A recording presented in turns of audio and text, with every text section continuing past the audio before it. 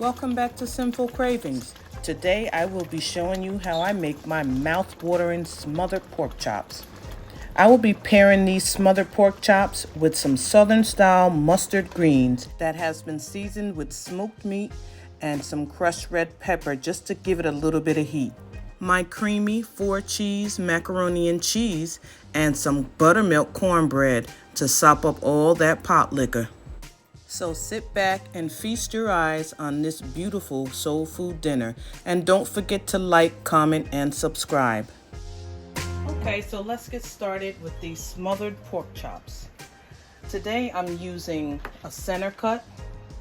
If you don't want to use a center cut, you could choose any kind of cut you prefer.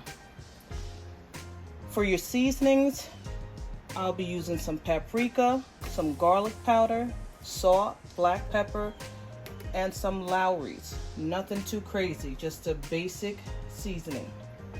So what we're gonna do is we're gonna season both sides, and I'm not gonna use too much of the seasoning salt because I'm also using regular salt. Some black pepper. So you just wanna get each of these seasonings on both sides. And then we'll add a little bit of the same seasonings into our flour.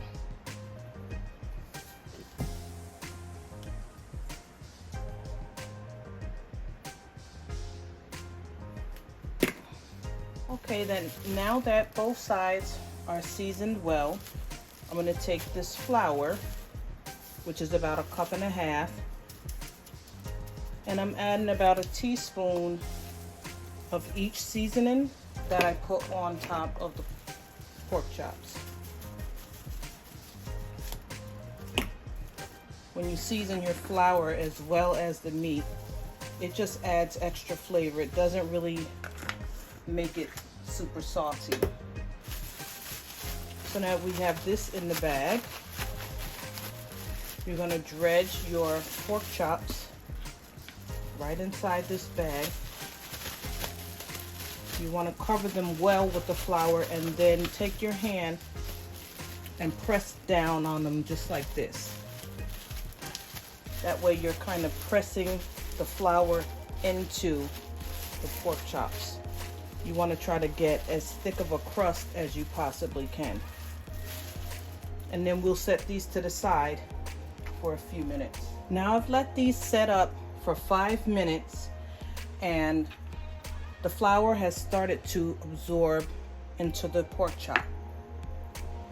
I'm gonna be double dipping these in an egg mixture, but I didn't want all of that flour just to come off of the pork chops because I put them in here too fast. So what I have here is 2 eggs. I'm adding some hot sauce. You could use your favorite hot sauce. This is Red Hot. And you just whisk this together. This is just gonna add more flavor. You could also skip this step if you don't wanna do the egg batter. So now, we're gonna dip each pork chop into the egg batter and back into the flour. And as you see, more of the flour stays on the pork chop when you let it set up first. Put this in the flour, and it's the same process. You want to press it in to make sure that you cover all areas. Don't leave any areas dry. So now look at that crust. That's what I want to see. That's what's going to give us a nice crust when it fries up. All right, those have sat for 5 minutes. That should make a nice crust for these smothered pork chops. Let's get them in the grease.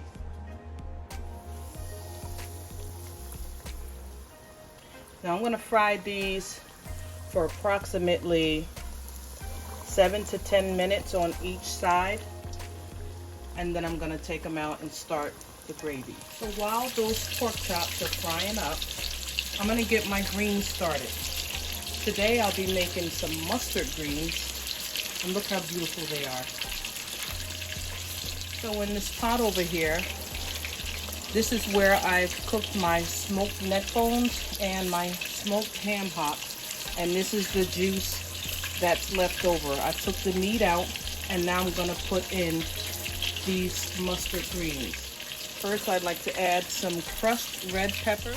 And this water doesn't need any seasoning because the smoked meat was very salty, which led it to have more than enough seasoning in there. What I'll do is I'll wait until the greens are just about done, and then I'll taste the water to see if it needs anything more. Now, I have a collard green recipe on my channel, and I cook the collard greens just the same exact way. It's the same method that I use to make the collard greens. So if you want to see a step-by-step video, you can go and click on the collard green recipe video. Now, it has been 10 minutes since these pork chops have been frying, and look how nice and golden they are. But they're only halfway done. We still have to cook these down in the gravy once I get that made.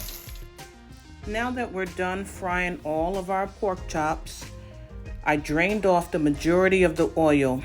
I left about 5 to 6 tablespoons of oil in this pot with the drippings that came off of the pork chops. This is exactly what we need to get our gravy started. So what I'm gonna do now is put in a small chopped onion and just saute that for about 5 minutes or so. In addition to that onion, we'll also be adding some rosemary. Now, I know that's not something that's traditional, but I love the earthiness that the rosemary gives my gravy. 2 tablespoons of flour. We're gonna fry that flour, and when you fry that flour, it takes out the rawness of the flour. Also, if you fry it long enough, it will start to turn brown, and that will give you a really good color for your gravy. I'll also be adding in a tablespoon of fresh garlic just to give it some more flavor. And for our liquids, I'll be using 2 cups of chicken stock. You could also use water and just add a few extra seasonings, but I have chicken stock today, so that's what I'm using. So you just want to give this a good stir and let this sit here and simmer for about 5 minutes, and it will begin to thicken. For the seasonings, I'm only going to be adding some black pepper and some Lowry seasoning salt. That's all I'm going to need. So now that the gravy is ready, all you need to do is lay your pork chops down in here, and you really would rather a single layer, but if you're doing them in a pot, you'll have to stack them a little bit. To get them going, just scoop some gravy over top of the ones that are sticking out and put them in the oven at 300 degrees for 20 to 30 minutes, or on the stove top on medium low. Today I'll be using some ziti noodles to make my macaroni and cheese. I have some cheddar cheeses, some Monterey Jack, and some Velveeta. This is also the same recipe that I have on my channel, so feel free to go back and look at that whole recipe. I'm adding a little bit of garlic powder, some black pepper, and a small amount of salt. Here I have 2 eggs that I'm gonna whisk up with this fork right quick.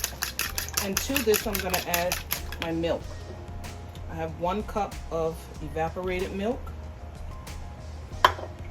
And I also have 1 cup of whole milk.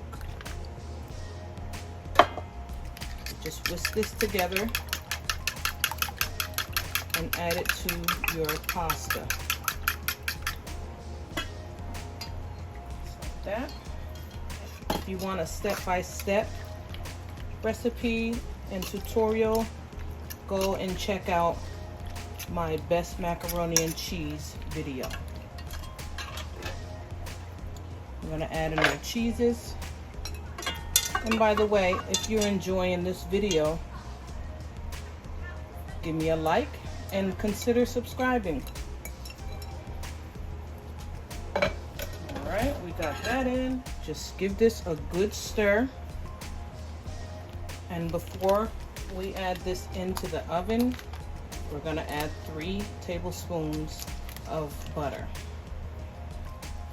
Now I'm going to come back in a few minutes when this is halfway through the cooking stage, and I'm going to give this all a really good mix and put it back into the oven. Okay, it's been 10 to 12 minutes since I put this macaroni and cheese in, and this is where I like to take it out and stir all the cheeses together to make it nice and creamy. Also, these noodles that were sticking out at the top, they'll now sink underneath the cheese sauce. And this will go back into the oven for at least another about 15 minutes. Now for the cornbread, I'm making a buttermilk cornbread, and this isn't a hard recipe because all you need to do is follow the instructions on the back of the cornmeal container. This makes some really good cornbread. Now you can tweak it a little bit and add stuff and take away stuff, but it's a pretty good recipe back here. So in this bowl, I have 1.5 cups of all-purpose flour, 3/4 cups of cornmeal, 1/4 cup of sugar, 2 teaspoons of baking powder, 1/2 teaspoon of salt. Instead of this 1 cup of skim milk, I'm using 1 cup of buttermilk. You're gonna need 1/4 cup of vegetable oil, which I'm gonna be using some butter flavored Crisco and a little bit of vegetable oil. And you'll need 2 eggs. I'm gonna crack 2 eggs.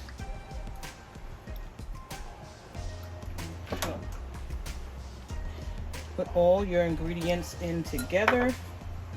There's no need to do anything separate. And your buttermilk. Okay. Just whisk to combine, or use a spoon, whatever you have. But you just want to get it all incorporated, but you don't want to overmix it. Now this will go into the oven at 400 degrees for 20 to 25 minutes.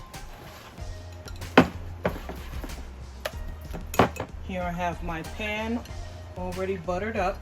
I'm just gonna scrape this into the pan and into the oven it goes. Okay guys, everything has finished up and this kitchen is smelling so good. Let's plate this food up. We have our delicious mustard greens, and we have our cheesy macaroni and cheese, and we have our star of the show, our smothered pork chop. Oh my God, look how tender that is. You know you're gonna need some of this buttermilk cornbread to sop up all that pot liquor. Now that is one wonderful soul food dinner. I hope you like this video, and if you try this recipe, come back and leave me a comment. And don't forget to like, comment, and subscribe.